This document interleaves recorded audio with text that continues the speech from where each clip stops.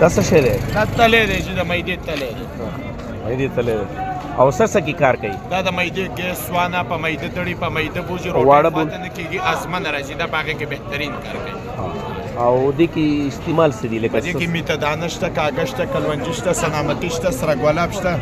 ډېر بهترین شي دی. او خلک علي؟ علي جي.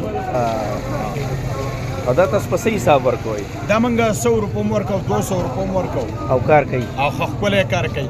په خپل کور کې استعمال او داسې یار دوست لپاره. اوس هم که سهار چې راوتم نو یو ملګري له مې په کلي کې ورکړی. تاسو د کوم ځای؟ موږ خو چې د دیامنکوټ. زه ښه ده. او د موږ بابا چې و نو هغه د دې حکمت کار کوو.